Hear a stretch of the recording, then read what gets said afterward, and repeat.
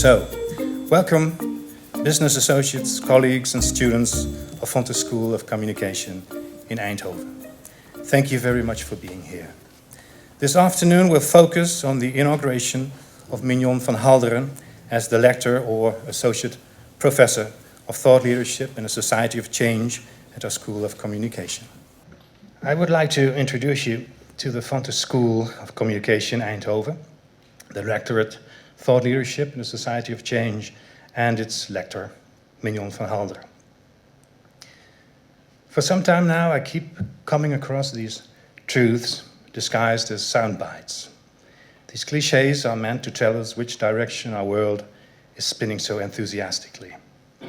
Here's one. The world is changing at a pace never witnessed before. Here's another. Uncertainty is the only certainty we have. And a third. We educate students for professions that do not exist yet. They almost sound like mantras, like charms we need to at least maintain a verbal sense of control over this brave new world we have entered. Clichés become clichés because they hold consensual truths. However, these are shallow truths. And that is probably why everyone agrees on them so easily, perhaps too easily. Here's another one. We need to deliver professionals who know how to handle continuous change. Not only will they be the native citizens of the new world, they'll need the skills to create it. And these all sound great. Clichés usually do. But what exactly do they mean? What exactly is change? And why do some people or some organizations fail to change how we think while others succeed?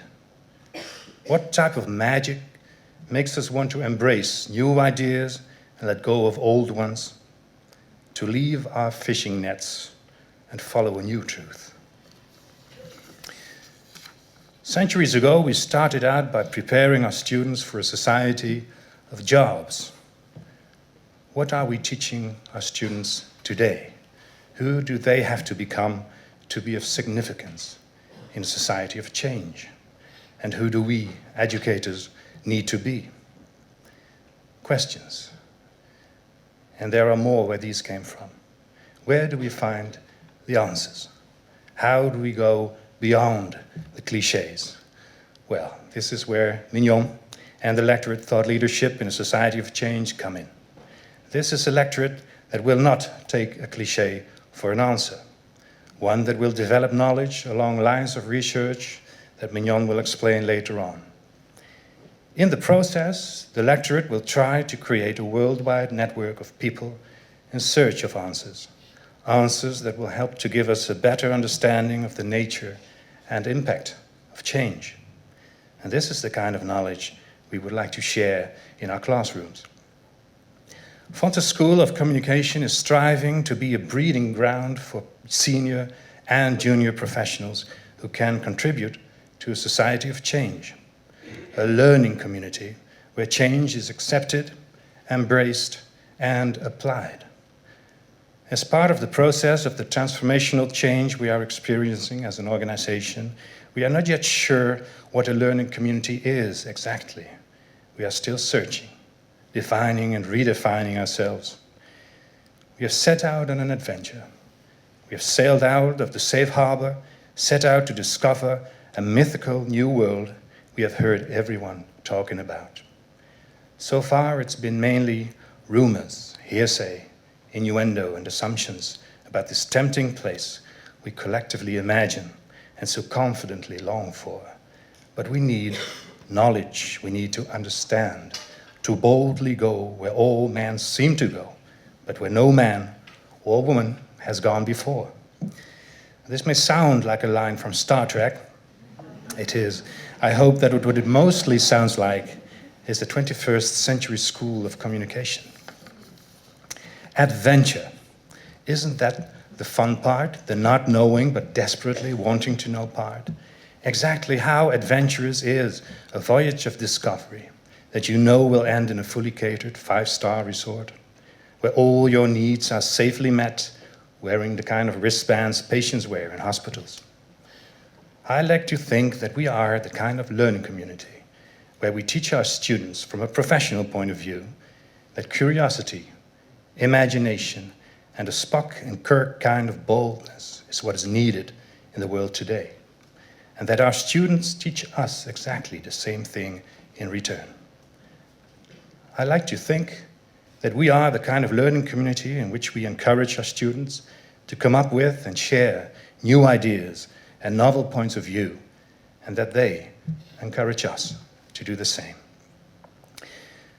Curiosity killed the cat. Let's take that for granted. However, what we shouldn't take for granted is that Fontys is an organization that understands this simple fact.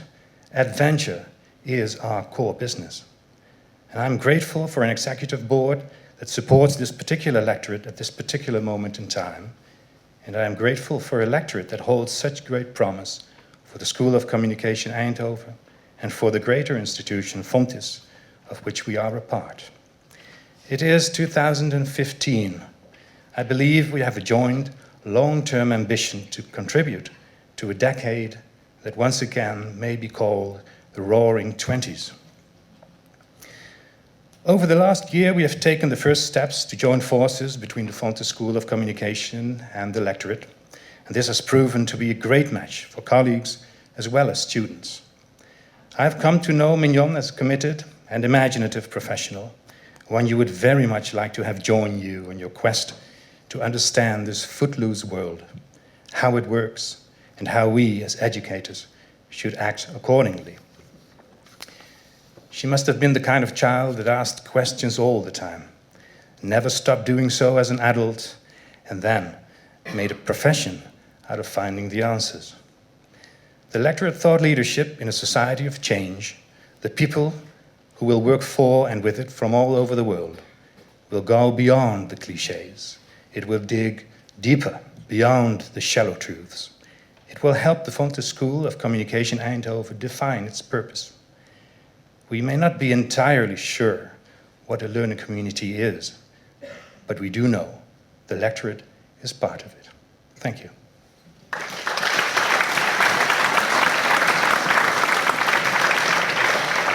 I would now like to ask Mignon to come give her inaugural speech, please. Welcome everyone here at Fontys University Eindhoven. It's a real pleasure and honor to see so many people today. You do not only come from many different directions, but also take time out of your busy schedule to join this event today, and I really, really appreciate that. It's a privilege to speak to you today on a subject which I believe is becoming increasingly more important in our professional field. So I think it's right to start by setting my comments in context. And that's that most of us here work for organizations. And while the organizations that we work for differ in type, in size, in focus, culture, and people, what connects us here today is the fact that our organizations are finding themselves in the middle of a society of change. Think of the transitions taking place in our healthcare system, our cities, and our education. And what binds all these developments is, in my view, an underlying need on the part of society and us individuals to make our economic and societal system more human and more sustainable. There is a growing need to shake loose old ways of acting, disregarding ingrained systems, and replacing old logics for refreshing new ones. We are desperately searching for new thoughts, new types of logic, and new worldviews. What we are talking about here is not simply incremental change, or as often referred to, first-order change. That is to say, slight adjustments in the way we work, the way we have organized our departments, organizations, communities, or even society as a whole. Nothing really transformational here. Much of it would be reversible. The old story can still be told. It's also not quite second-order change, in which organizations deal with more radical changes, whereby they often reorient themselves to something quite different, by shifting their fundamental beliefs about who they are and what they stand for. And this is perhaps the kind of change that many of you have dealt with in your own jobs. What we have been dealing with over the past few years in our society is what we would call third-order change, transformational changes on a societal level, and the role of organizations within these transformational changes. And it's precisely third-order change that requires us to shake loose old ways of thinking and acting. A transformation in which we often aren't even aware yet of what it will transform to. It may be beyond the grasp of our reasoning or our imagination, but we just know that there is a future reality that suits our society better and thus also our organizations better.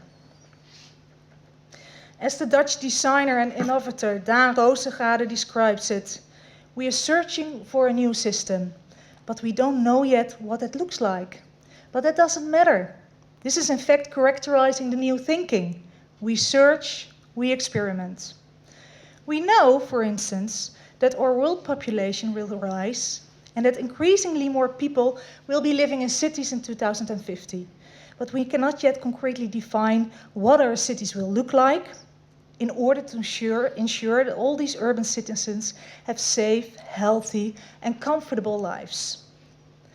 Third-order change is therefore to some extent fragile.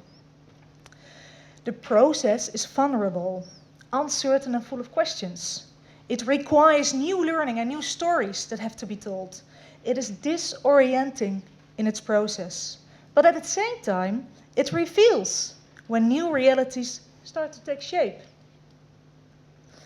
So during the next 40 minutes, we are going to talk about this third box, third-order change, the one that we have most difficulty to grasp. Third-order change is not just changes in our organization, our market, or society. Third-order change is a society of change. But third-order change is not new. Many people recognize that we are on the eve of a society of change. It is a topic discussed by many scholars, thinkers, and practitioners, of which these are just a few examples. And I'd venture to say that the majority of you is triggered by these transformational changes. I'd also be so bold as to say that you are challenged by the question of how your organization should position itself in a society of change. After all, the fact is that organizations can no longer disconnect themselves from the transformative dynamics in our society. So, what is important in third-order change is that one needs to be able to change mindsets. The collective perceptions, values, norms, practices, and even emotions of a society as a whole or groups of a society. And the latter is captured in the term paradigm. So the collective perceptions, beliefs, values, norms, practices, emotions of a society as a whole or groups in a society. And you will hear this term a lot during the speech, paradigm. In fact, to be successful in a society of change, we need paradigm shifts. And thought-leading organizations play a noticeable role in driving paradigm shifts. That's in fact the essence of my speech today. So since my time at the Rotterdam School of Management, Erasmus University, I've been studying how organizations perceive themselves related to societal change, and particularly how they position themselves vis-à-vis those societal changes. Organizations that are driven by their unique convictions, thought-provoking convictions that question status quo thinking and propose alternative realities. And these are often, more often, realities in which business goals and societal goals blend together. Not just for the sake of questioning the status quo, but because they embrace alternative ways of thinking that may ignite change.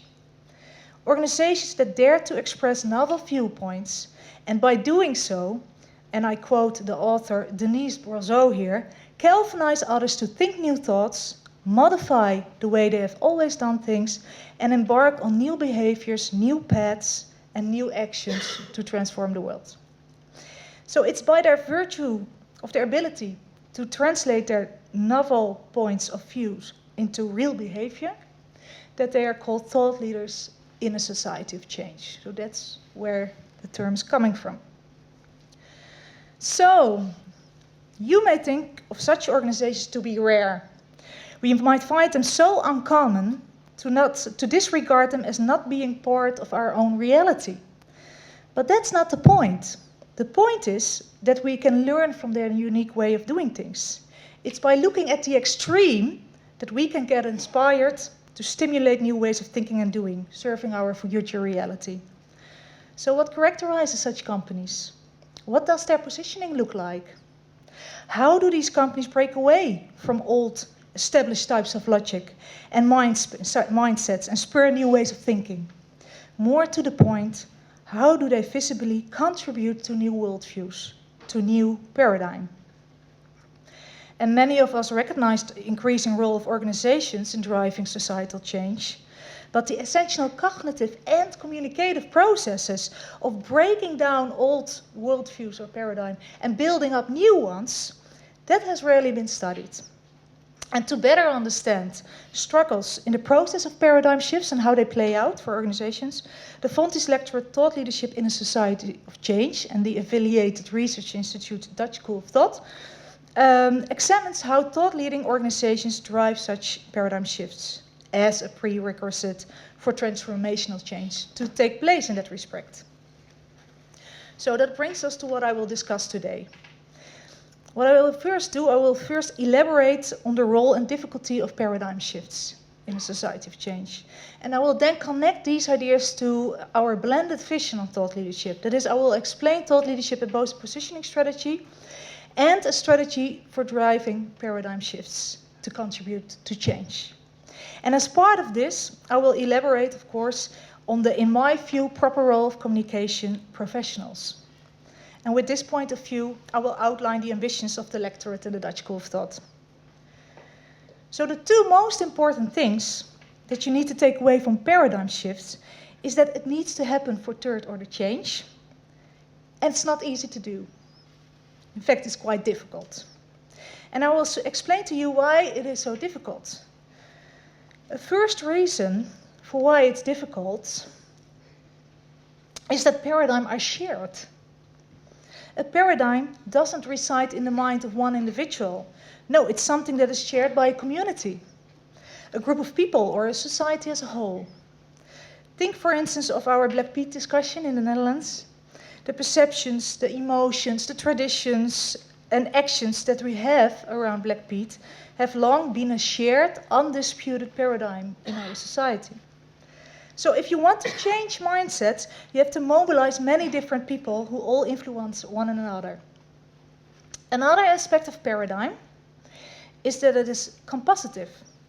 It's a composition of cognitive, evaluative, emotive, but also behavioral aspects. And they all hang together and influence each other.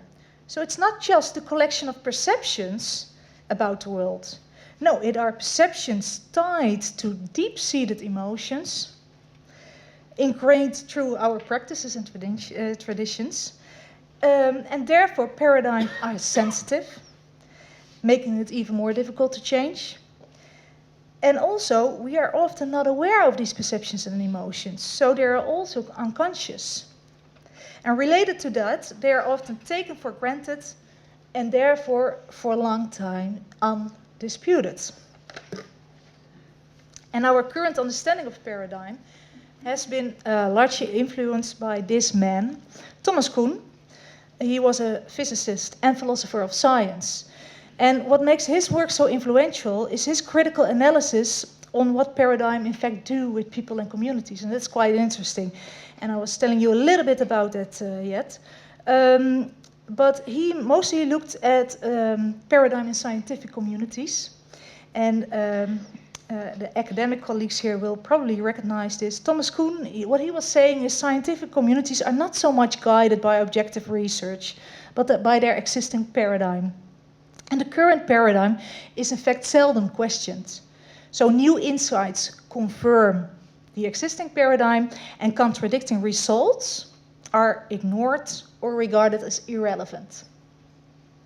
It's only once in a while that existing paradigm is shaken up.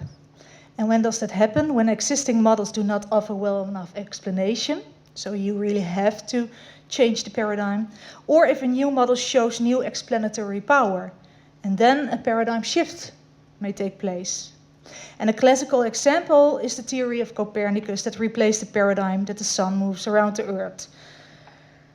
But despite the rigidity of paradigms are certainly not frozen.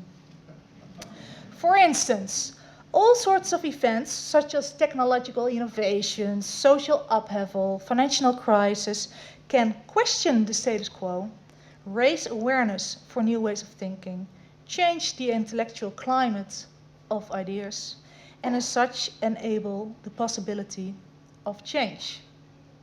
So, for third order change to happen in a society of change, we see it as the role of thought leading organizations to contribute to these processes, and as such play their visible part in a society of change.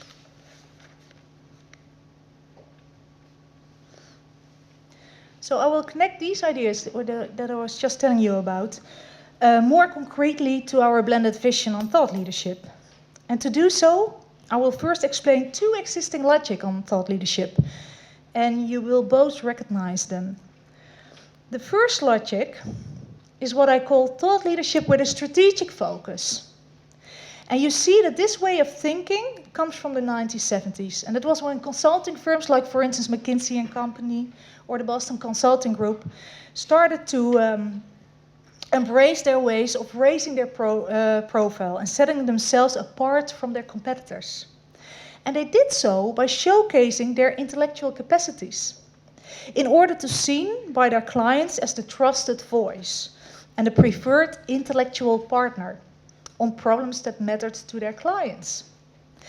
And therefore they developed thought leadership publications, such as, for instance, the McKinsey Quarterly or white papers and so on, of which the content was seen as thought leadership. So we have thought leadership publications and the content was seen as thought leadership. And circulating those ideas and insights in this way was, and still is, by the way, for many of these companies, a very effective way to build your brand and to be seen as intellectually superior to your competitors. And this form of thought leadership, what you see here, has been embraced by many other types of companies nowadays. Companies hire thought leadership directors or managers dedicated to promote their thought leadership. And PR agencies are developing thought leadership strategies for their clients. And again, so by communicating their intellectual expertise through white papers, editorial articles, appealing videos, speeches, or blogs, they seek to be seen as the trusted voice and authority on complex matters that concern the clients. And I label this form again as thought leadership with a strategic focus and an important focus that companies should not neglect. The other type of thought leadership with a transformation focus. These types of companies are not just pursuing thought leadership for the sake of achieving the position. These companies have a revolutionary drive. An often cited example is Apple, but you can also think of the social entrepreneurs of these days. Think of Tesla, an example of a transformation-driven thought leader that one of our junior researchers, Brent Martens, has nicely described in one of his trending topics for the electorate. But also think of Tony Chocolonely or the American outdoor clothing firm Patagonia. These are just a couple of examples. And we could plot those on the right side of this continuum. And these companies are often seen as core purpose-driven companies, meaning-driven companies, terms that we hear a lot at this moment. Companies whose purpose goes beyond the maximization of profits. They attach social meaning to what they do. However, transformation-driven thought leaders are certainly driven by a purpose, but it's not the purposefulness in and of itself that defines them as thought leading. Transformation-driven thought leaders are known for their capability to articulate their purpose in such a way that it becomes a status quo, unlocking, inspiring, and mobilizing viewpoint. And they become characterized as thought leading when people see them openly and visibly speaking up about and standing up to their alternative viewpoints. Transformation-driven thought leaders don't put themselves at the center of the universe as being intellectually superior to competitors. No, they seek change in collective mindsets, in collective paradigms. In paradigms. And because of this focus, seeking change in collective mindsets, they know that they have to lead by example through compelling actions. However, in today's dynamically changing society, the distinction between this transformation focus and strategic focus and transformation focus is not nearly so cut and dried. So this is why I plotted both types of leadership in a continuum. Business goals and societal goals are dependent upon one another. And by the same token, both types of logic on thought leadership should also go hand in hand a lot more frequently. This blended vision on thought leadership is at the heart of what we call the Dutch School of Thought. And with this vision, we are explicitly distinguishing ourselves from the most common view on thought leadership, whereby thought leadership is primarily a way to elevate your marketing strategy or to claim the position of thought leader. So at Dutch School of Thought, we are mostly interested in the challenges of companies that are finding themselves here in the middle of both extremes. Because only a business view on thought leadership is problematic. It ignores the transformative landscape that we are in and the mounting expectations set by stakeholders to be a positive force in society. But we also distance ourselves from the very revolutionary focus without involving the competitive landscape in which a company operates. Because a strictly revolutionary understanding of thought leadership is an artificial demarcation of our reality, simply because organizations have to survive in a competitive environment. So we need both types of logic. And we also need leaders, managers, and communication professionals who challenge their organizations to embrace both types of logic. And when it comes to communication professionals, this means taking a different view on, I think, at least how we train and educate them. They should be able to see the bigger picture, to balance sound management with social purpose, and to operate and contribute to a space that expands conventional ways of thinking and acting. They should be trained as contributors to instigating paradigm shifts by their competence in imagining, shaping, expressing, as well as living up to these future realities. So, how does that translate to our ambitions at the Dutch School of Thought? Dutch School of Thought aims to get an international movement of people started via the development of sharing knowledge, the development and sharing of knowledge. And as such, we focus on developing thought leadership to become a meaningful and pioneering positioning strategy. And in order to get the Dutch School of Thought movement started, the lectorate will have to take shape according to the concept of a knowledge haven, or as we refer to it here at our school in Dutch, een kennisvrijplaats. And with this idea of a knowledge haven, we are mirroring ourselves on the ambitions of the Fontys School of Communication to expand the educational institution, making it a learning community instead of just an institution, as Patrick mentioned earlier in his speech. And much like the learning community is larger than the institution, the knowledge haven will also be larger than the lectorate. The knowledge haven will bring together people from different areas to assign collective meaning to thought leadership. So how are we going to do that? We'll do that by focusing on two spearheads. And the first spearhead, we call it applied research, naturally, for a lectorate, to advance knowledge about thought leadership and to evolve into a meaningful and pioneering body of ideas. And we develop knowledge along three lines of research. And I've labeled those 3 lines as the line of strategies, the line of communication, and the line of measurement. And I'm going to explain them to you. So the first line of research focused on thought leadership strategies. How do organizations contribute to paradigm shifts and societal change? We know little about how organizations contribute to shifting paradigms. How does such a process over time go about? What are the critical moments in which organizations are able to realize tipping points in shifting paradigm? How do they know that they contributed to these shifts? What are the factors that enabled them to realize those tipping points? And very importantly, how do organizations strike a balance between the current reality and the future reality? And how do they make everyday choices within this context of tension? Within this tension, and I think that's a very important one that we need to understand better. And the only way to do that more systematically, to understand it more systematically, is to examine organizations and their environments in an up-close and in-depth manner. And a right way to do that is to develop insightful case studies. Case studies that are valuable to you, practitioners, educators, researchers, and our students to better understand and appreciate the challenges of your own thought leading processes.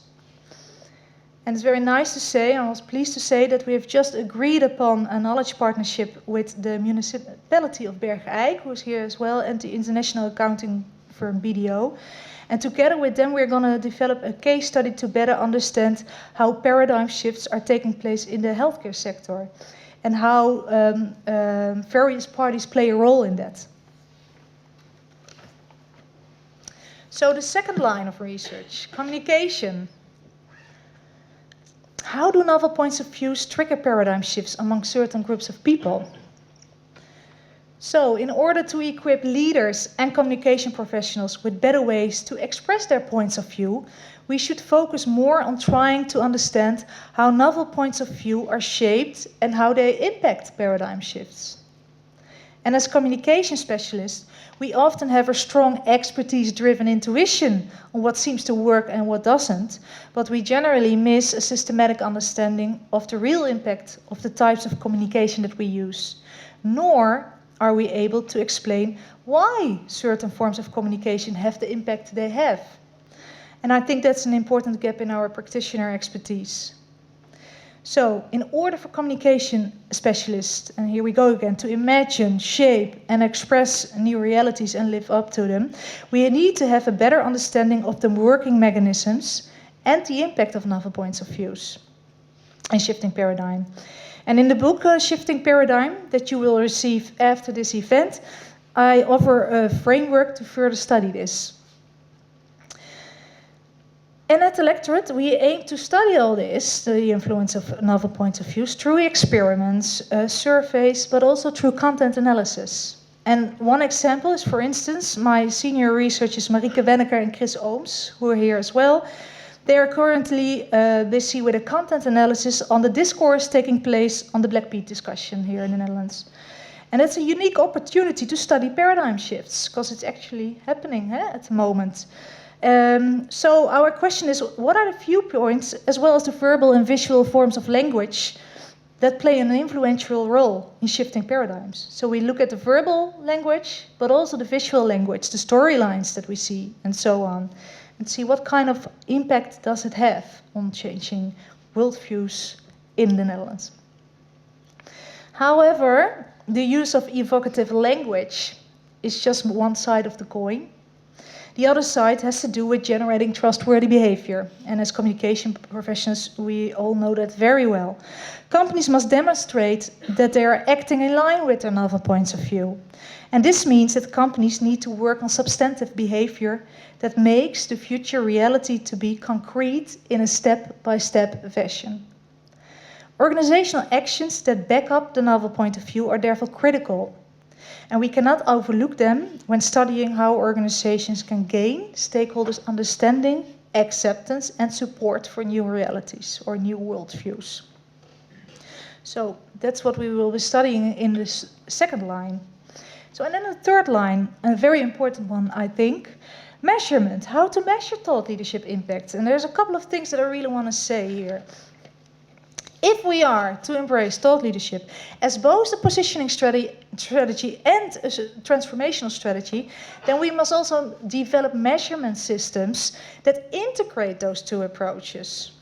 And to the extent that practitioners measure their thought leadership effects at all, they still tend to focus on the positioning impacts rather than the paradigm shifting impacts. So we need to change that. Moreover, when people measure thought leadership, they do so by asking audiences about the degree to which the company is a thought leader. And that's an overly superficial way of measuring. It's also inadequate, because you assume here that stakeholders have a common understanding of what thought leadership is. Well, this is hardly the case. Thought leadership is still interpreted in all too many ways, and often embarrassingly easily equated with content marketing. So this is why we need underlying items that explain our perception of thought leadership. And I believe that these items should focus on the degree to which the company is known for its thought-provoking viewpoints, for triggering stakeholders' transformational thinking, for contesting existing societal discourses, and for getting stakeholders to understand, accept, and support alternatively articulated worldviews. And at the Dutch School of Thought, we are committed to developing such a measurement construct, which practitioners may apply in practice.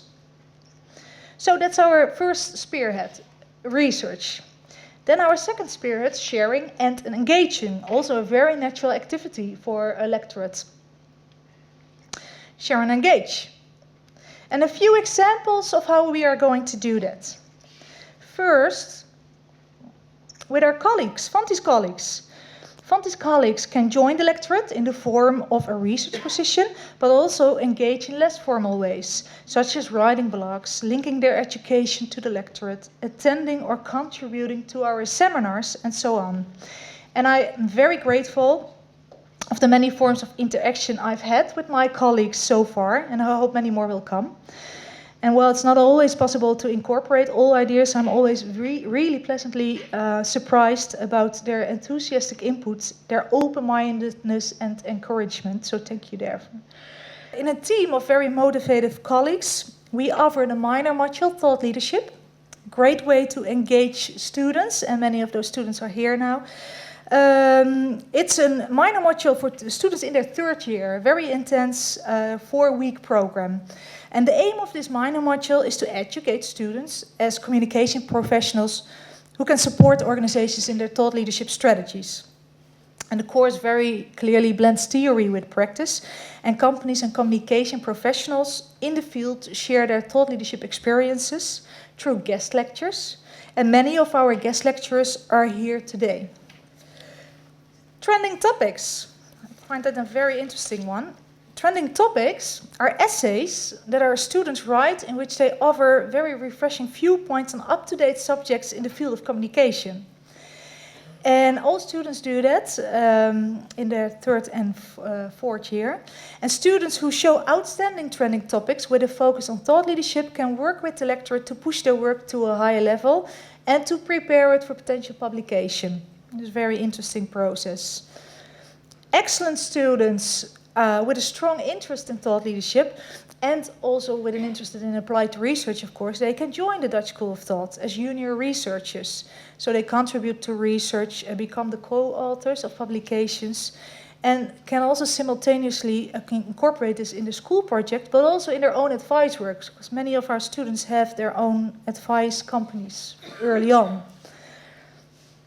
And then finally, the Gallery of Thoughts, which you have most likely already visited upon your arrival here today. If not so, please do so afterwards, after the official ceremony. The Gallery of Thoughts is a walkthrough exposition through which our students are given the opportunity to become, as we call it here, thought activators, reflective professionals who are not afraid to activate provocative views on societal themes or social themes. And I really must say that the students that you see here today, they have really worked very hard on top of their normal school program to make this exposition happen today. So please walk around after the official ceremony. Feel free to get inspired by their works and take the opportunity to talk with them personally. How do we share and engage with external relations? Our knowledge partners. We engage with knowledge partners with whom we collaborate on longer-term research projects. And we do that by the funding then comes from the different parties, or the funding can come from research tenders, European research tenders or national or regional research tenders. We also have a fast-growing group of active and inspiring knowledge members, people with whom we share practical insights, invite as guest lecturers, bloggers, and seek other forms of inspirational dialogue and engagement. Each year, we organize high thought seminars, where we invite our knowledge partners, members, and other people to share recent knowledge products and discuss future research topics for potential collaboration. Naturally, what a lecturer does, we publish in academic and practitioner journals, and we visit conferences. And then finally something that I'm very proud of, and we have worked on that very hard for during the past months. That's our online knowledge platform, DutchSchoolofThought.com. And I see that website as the embodiment of our knowledge haven. And I'm delighted to say that the platform is launched as of today. The virtual platform shares up-to-date knowledge, developments, and activities in the area of thought leadership. And it's a portal where, on an international level, people can share and interact with each other to further advance knowledge, skills, and ideas on thought leadership. So we do so by inviting people to write on blogs, fill in our interactive polls, suggesting research topics, inspiring videos, books, and so on.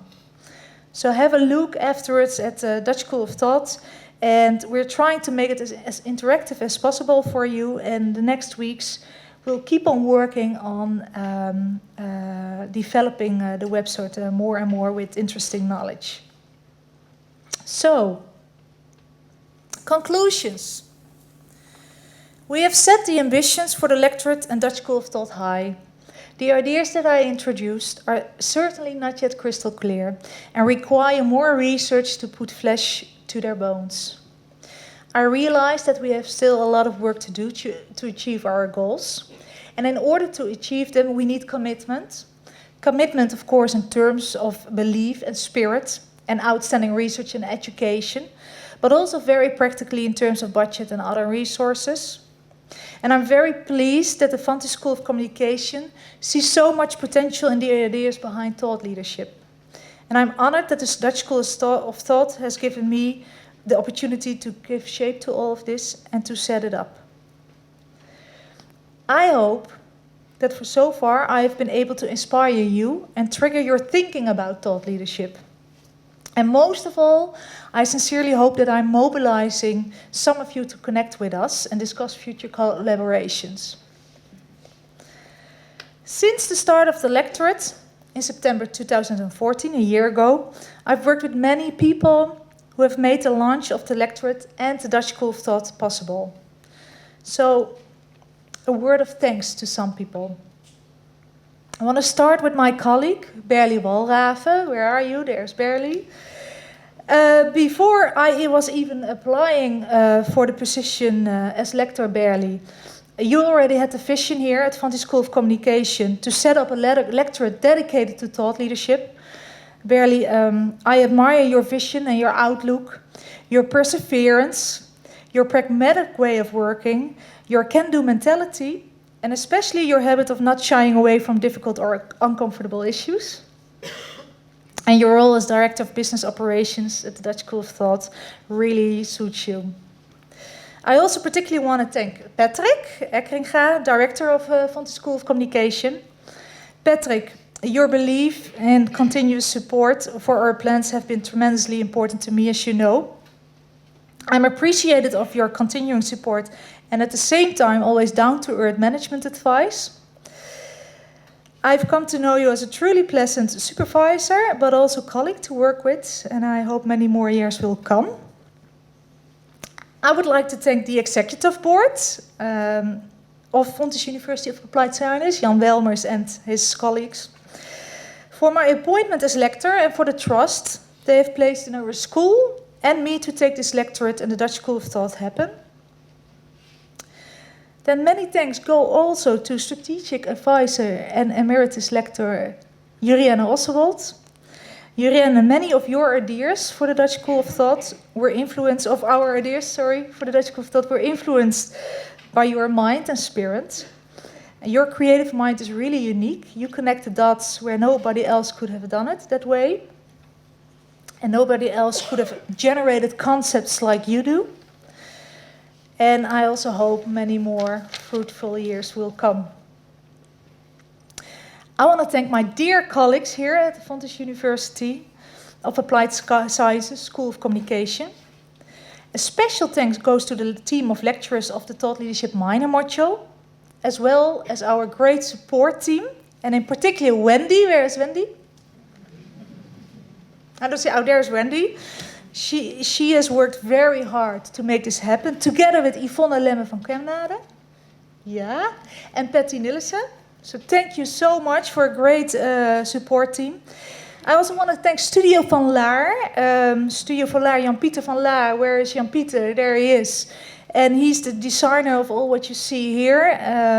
He has worked very hard to make this happen today. And many thanks also to the designer of our knowledge platform, Richard Bastiaans. I don't know where Richard is sitting, but thank you so much for all your hard work. And I want to thank my students at Fontys School of Communication, particularly the ones who have worked on the Gallery of Thoughts today. And I must say, your enthusiasm about thought leadership really fuels my energy, and your new ways of looking at things. And I really hope that our Gallery of Thoughts projects come to a very, very good end this way, and that we will see a lot of new ways of meeting each other and working together. So then finally, a heartfelt thanks goes to my family.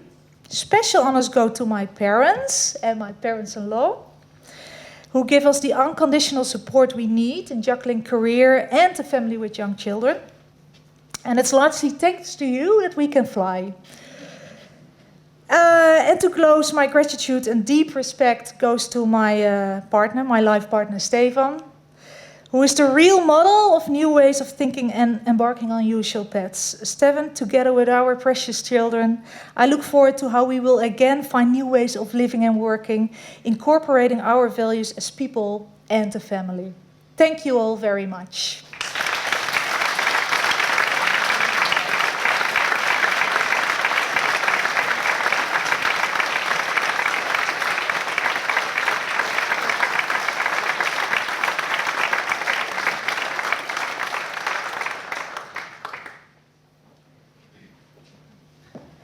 So this should go right. We've practiced this. So by hanging this medallion around your neck, I officially inaugurate you as lecturer at the Fontys School of Communication, and I wish you and your lectorate colleagues the best of luck. Congratulations.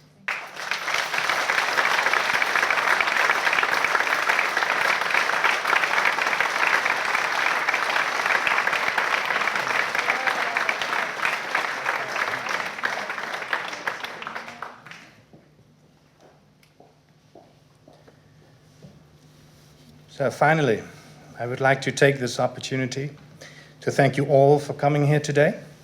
And I would also like to say thank you to everyone who helped make this afternoon possible. A special thanks goes to Jan Welmers for your introduction, and to the colleagues in our support teams. Thank you so much. And to the students, you've mentioned them, though not by name, I will do that, who have put together this special exhibit, the Gallery of Thoughts. So thank you, Megan Parinusa, Stacy Lampe, Lisanne van Doornmalen, Hilde Mennens, Sarah van Hout, Carlo Paulussen, Jackie Royakkers, Marleen Timmermans, Kees van Helvoort, Demi Mennen, Marlijn Nelissen, Joke Thijssen, Kelly Verzandvoort, Malon van den Besselaar, Nandi Konings, Sanne de Wert, Sihem Cameroon, and Tessa Meusen.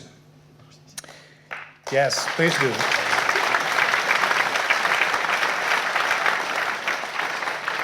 As you leave the auditorium, please take a copy of the lectural speech in book form and turn in your badge as well, please. You are welcome to view the exhibit, enjoy a drink with one another, and, of course, congratulate Mignon. Thank you again, and until next time. Thank you.